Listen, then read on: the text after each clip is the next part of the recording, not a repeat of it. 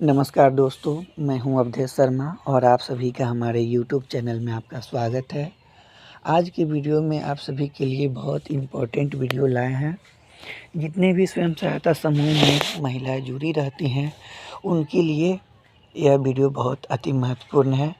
तो सभी वीडियो को अच्छे से सुनिएगा और समझिएगा और फॉलो भी कीजिएगा। सबसे पहले आज की वीडियो में बताने वाले हैं कि स्वयं सहायता समूह में बिना इंश्योरेंस करवाए समूह के दीदियों को ऋण दे सकते हैं या नहीं। अगर देते हैं तो उसका जिम्मेवारी कौन है। तो सबसे पहले यह क्लियर हो जाना चाहिए कि समूह में किसी भी प्रकार का अगर लोन मिलता है तो कभी माफ़ नहीं होता है। अब यह रहा बात यह कि अध्यक्ष सचिव कोषाध्यक्ष को पहले समूह की दीदी को आग्रह कर देना चाहिए कि हम बिना इंश्योरेंस करवाए किसी भी महिला को ऋण नहीं देंगे, क्योंकि इंश्योरेंस इसलिए करवाया जाता है ताकि भविष्य में कोई नहीं जानता है कि किसके साथ क्या होने वाला है। तो भविष्य की चिंता करते हुए पहले ही ध्यान लोग दे देते हैं कि नहीं, चलिए 456 रुपये लगता है। जैसे प्रधानमंत्री जीवन ज्योति बीमा योजना के तहत 436 रुपये और प्रधानमंत्री सुरक्षा बीमा योजना के तहत 20 रुपये, यानी 456 रुपये लगता है। तो समझिए कि 365 दिन का 456 रुपये लगता है। महीना का मतलब समझिए कि पर डे का 1 रुपया या 1.5 रुपये या जो हिसाब हो। तो सबसे पहले है कि अपना शरीर पे 1 रुपया या 1.5 रुपया तो पैसा ज़रूरी है खर्च करना, ताकि उससे क्या हो जाता है कि आपके ऊपर सुरक्षा रहता है। आपके साथ अगर कुछ हो जाएगा, अगर नहीं हुआ भगवान के दया से तो बहुत अच्छा बात है। अगर हो गया तो उस समय क्या होगा कि आपके फैमिली वाले को मतलब इंश्योरेंस का लाभ मिल सकता है। तो आराम से इंश्योरेंस का लाभ मिल सकता है।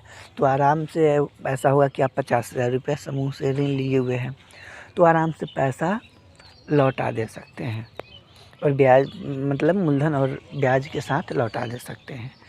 अगर इंश्योरेंस आप नहीं करवाए हैं तो उस समय क्या होगा कि पैसा तो आपको चुकाना ही है और साथ में जो लाभ भी मिलने वाला था वो भी नहीं मिला। तो क्या होगा कि अपना घर से और लॉस हो जाएगा।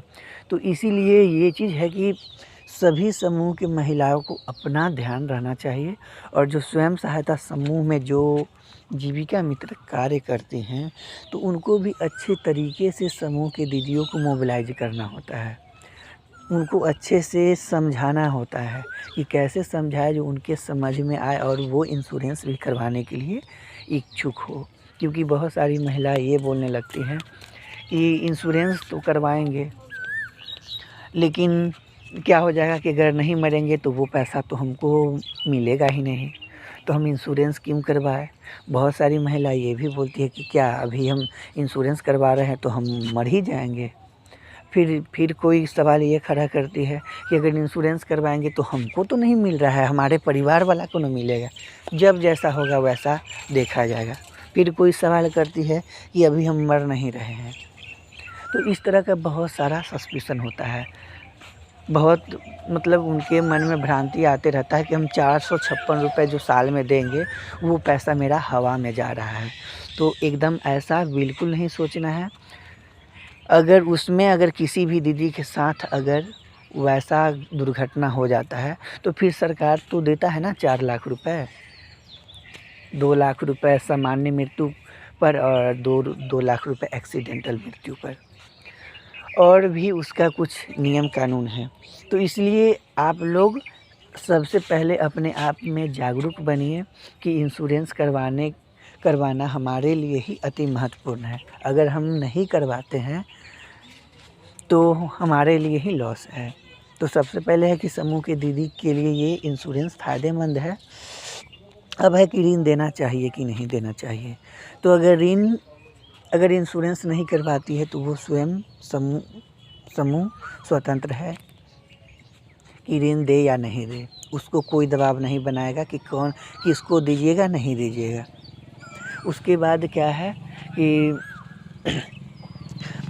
उसमें ऋण देने से पहले क्या होता है कि आप उनके फैमिली वाले को अगर इंश्योरेंस करवाए हुए तो भी, अगर नहीं करवाए हुए तो भी, उनके फैमिली वाले को बुलवाइए, उनके घर के 2 सदस्य को, जैसे कि पति हो या बेटा हो या दामाद हो या बेटी हो। मतलब ये जितना उनके घर के फैमिली मेंबर है उनको बुलवाइए, उनका हस्ताक्षर करवाइए गवाह के रूप में रेवेन्यू टिकट के साथ। और ये भी बातें जानकारी दे दीजिए कि अगर दीदी आपकी तरह से किसी भी तरह का धोखाधड़ी किया गया या भाग जाती है या दुर्घटना बस किसी के साथ हो जाता है, मृत्यु हो जाता है, तो उस वक्त ये जो समूह से जो ऋण दिए हैं वो आपके फैमिली वाले मेंबर भरेंगे। अगर नहीं भरेंगे तो उसके लिए हम सारी दीदियाँ मिलके आपके फैमिली वाले पे कार्रवाई भी कर सकते हैं। और वो चीज़ के लिए पहले ही हस्ताक्षर मेंबर के फैमिली वाले से ले लेंगे और उसका एक कॉपी उनको भी दे देंगे, एक कॉपी अपने समूह में रख लेंगे और जो मेन कॉपी होगा वो ग्राम संगठन में जमा कर देंगे। ऐसा करेंगे तो अगर लोन इंश्योरेंस करवाती है फिर भी, नहीं करवाती है फिर भी, वो चीज़ आप स्वतंत्र है ऋण देने के लिए, क्योंकि बैंक सीधा जान रहा है कि हम समूह को ऋण दिए हैं। वो मेंबर वाइज ऋण नहीं देता है, पर्सनली ऋण नहीं देता है। तो समूह किसको दे रहा है नहीं दे रहा है, वो समूह स्वतंत्र है देने के लिए और बैंक को मतलब है डायरेक्ट समूह से। तो सबसे पहले ये क्लियर होगा कि इंश्योरेंस अगर करवाए हुए है तो भी ऋण ले सकते हैं, अगर नहीं करवाए हुए तो भी ले सकते हैं। लेकिन इंश्योरेंस करवाते हैं तो उससे भविष्य में आपको फ़ायदा होने वाला है, अगर नहीं करवाते हैं तो उससे लॉस आपको होने वाला है। तो सोच लीजिए कि आप अपने भविष्य के लिए क्या करते हैं। तो ये दीदी का अपना पर्सनली है। और भी है कि नियम भी ये भी लगा दीजिए कि नहीं, बिना इंश्योरेंस करवाए हम पैसा नहीं देंगे। तो आप नियम लगा सकते हैं। तो वैसा मेंबर को नहीं दीजिए, तो फिर दीदी ऐसे डर से इंश्योरेंस भी करवा लेंगी, क्योंकि वो मतलब पढ़ी लिखी नहीं रहती है, जिसकी वजह से उतना उनको अच्छी तरह का ज्ञान नहीं रहता है कि भविष्य के लिए नहीं सोच पाती हैं और उनको मन में भ्रम रहता है कि अभी तुरंत हम थोड़े मर रहे हैं। ये सब तरह का मन में होता है। तो ये सब मन से बातें निकाल दें और ये भी सोचना चाहिए कि पर डे अपने शरीर पर अपना सुरक्षा के लिए 1-1.5 रुपया खर्चा करने में कोई भी दिक्कत नहीं हो। ये चीज़ उनके माइंड में भर देना चाहिए। तो चलिए अब हम इसके आगे क्या बताने वाले हैं कि जो महिलाएं 60 वर्ष से ऊपर के हैं तो उनको समूह से ऋण देना चाहिए कि नहीं देना चाहिए। तो सबसे पहले यहाँ से समझ लीजिए कि 60 वर्ष से ऊपर के महिलाएं हैं तो उनको तो समूह में 60 वर्ष से ऊपर की महिलाएं के नहीं जोड़ना चाहिए। लेकिन कभी कभी ऐसा भी होता है कि समूह में 60 वर्ष की महिलाएं रहती हैं तो और उसमें मेंबर का कमी रहता है, तो उसमें मेंबर को जोड़ भी दिया जाता है। तो उनका तो 60 वर्ष वाले होंगे, उनका इंश्योरेंस तो होगा नहीं, लेकिन वो समूह में तो पैसा जमा करते हैं। तो पैसा जमा करते हैं तो ऋण लेने के लिए वो भी, उनका भी हक है, क्योंकि पैसा वो भी जमा करते हैं। लेकिन जो प्रक्रिया है कि ऋण देने से पहले जो प्रक्रिया है गवाह वाला, वो चीज़ करवा लेना एकदम अति महत्वपूर्ण है। अगर ऐसा दीदी आप लोग नहीं करवाते हैं और ऐसा नहीं करवाते हैं तो फिर आपके लिए मतलब बाद में पछताने के सिवाय कुछ नहीं मिलेगा। आप अपना ऋण भर भी देते हैं और कोई भी दीदी अगर ऋण ले ली और वो मर गई, आप उनके पति से मांगने जा रहे हैं तो क्या जवाब देगा उनके पति कि जाइए जो ऋण लिया है वो मर गया है, आप उन्हीं से पैसा लीजिए। तो उस समय क्या हो जाएगा कि आपके लिए समस्या खड़ा हो जाएगा, क्योंकि वो दीदी तो है नहीं। और फिर जो मेंबर, उसमें 12 मेंबर थे, 1 मेंबर मर गई, तो फिर 11 मेंबर पर बात आ जाएगा। और जैसे ही उनसे हम क्या करेंगे कि उनसे जो गवाह के रूप में जो लिए हुए हैं, तो उस पे उनको 11 मेंबर कार्रवाई कर सकते हैं कि देखिए हम आपको ऋण जिस समय दिए थे उस समय पूरा हम क्लियर कर लिए है कि दीदी के साथ अगर कोई दुर्घटना होता है या भाग जाती है या धोखाधड़ी करती है तो प्राप्त ऋण वापसी का जिम्मेवारी आपका है। उसके लिए मैं और स्वयं सहायता समूह फिर ग्राम संगठन CLF आप पर कार्रवाई कर सकता है। तो उस फैमिली वाले को डर भी रहेगा और पैसा वो आसानी से चुका देगा और वह उस पैसे से आप लोग मतलब क्या होगा कि आराम से पैसा भी भर दीजिएगा, बाद में किसी भी तरह का परेशानी भी नहीं आएगा और बाद का परेशानी शुरू में ही कर लीजिए। तो चलिए ये हो गया। 60 वर्ष की महिलाओं अगर समूह में है तो उनको भी ऋण दे सकते हैं, लेकिन जो पॉलिसी है उस पॉलिसी के अंडर ही में ही देना है, डायरेक्ट मेंबर को नहीं देना है बिना उनके फैमिली वाले गवाह के बिना। उसके बाद चलिए अब हम ये बताने वाले हैं कि अगर आप बिना इंश्योरेंस करवाए देते हैं या जो क्या होता है कि गवाही वाला डॉक्यूमेंट नहीं लेते हैं, ऐसे अगर दे देते हैं तो उसके लिए आप लोग ध्यान दिया कीजिए कि बाद में परेशानी से बचने के लिए अगर ऐसा नियम फॉलो नहीं करते हैं और जो स्वयं सहायता समूह में जो जीविका मित्र कार्य करती हैं वो भी अपने तरह से इंश्योरेंस के लिए नहीं बताती हैं या रजिस्टर में क्या होता है कि कार्यवाही रजिस्टर में लेखा जोखा नहीं करती हैं और दीदी की तरफ से क्या बताया गया वो कार्यवाही रजिस्टर में नहीं लिखती है, तो फिर उनके लिए भी बुरा साबित हो सकता है।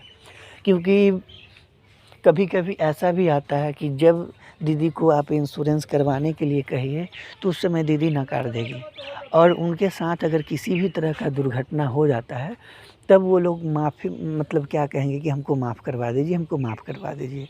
और गांव के भी और सारे सदस्य लोग रहते हैं वो भी क्या कहते हैं कि माफ़ करवा दीजिए। तो उस समय क्या होता है कि डायरेक्ट जो CM दीदी है जीविका मित्र उनके ऊपर ब्लेम कर दिया जाता है कि ये दीदी तो हमको समझा के बोल भी नहीं की है, अगर समझा के बोलती तो हम इंश्योरेंस करवा लेते। हमारे समूह के और दीदी मूर्ख थी, दीदी समझाई तो मतलब एक मेंबर नहीं समझी, बाकी बात तो मेंबर समझ जाती, कोई मूर्ख थी तो वे इस तरह से सवाल खड़ा होने लगता है।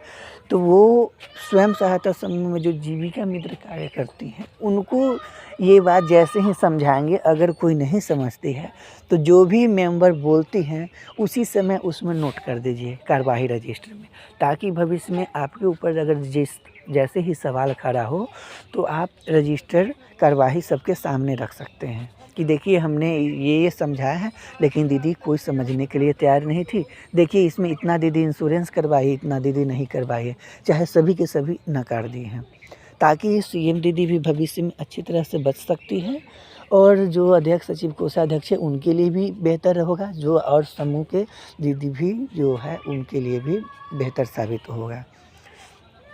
तो आप लोग को ये चीज़ क्लियर हो गया कि इंश्योरेंस करवाना अति महत्वपूर्ण है। इंश्योरेंस से संबंधित जो भी बातें बताई गई वो रजिस्टर कार्यवाही रजिस्टर में लिखना अनिवार्य है, जो दीदी बताती है वो भी और CM दीदी बताती है वो भी। उसके बाद है कि आप जो लोन देते हैं तो लोन देने से पहले जो उसका पॉलिसी नियम है वो आप पालन कर लीजिए। अगर ऐसा नहीं करते हैं तो स्वयं सहायता समूह के दीदियों के लिए बाद में बहुत बेकार हो सकता है। तो चलिए आप इतना ही पर आज के वीडियो क्लोज करते हैं। आज का वीडियो हम जो बताया आप सभी को कैसा लगा आप सभी कमेंट करके बताइएगा। अगर हमारा वीडियो अच्छा लगा है और आपके लिए अगर हेल्पफुल साबित होता है तो आप हमारी वीडियो को शेयर कर दीजिएगा और लाइक कर दीजिएगा, कमेंट कर दीजिएगा, चैनल को सब्सक्राइब कर लीजिएगा और बेल आइकन को प्रेस कर लीजिएगा। और बहुत अच्छी बातें फिर आपको नेक्स्ट वीडियो में जानकारी देंगे। तो चलिए हम इतना ही पे वीडियो के क्लोज करते हैं। आप सभी का हमारे वीडियो में बने रहने के लिए बहुत बहुत धन्यवाद। सभी को एक साथ बाय बाय।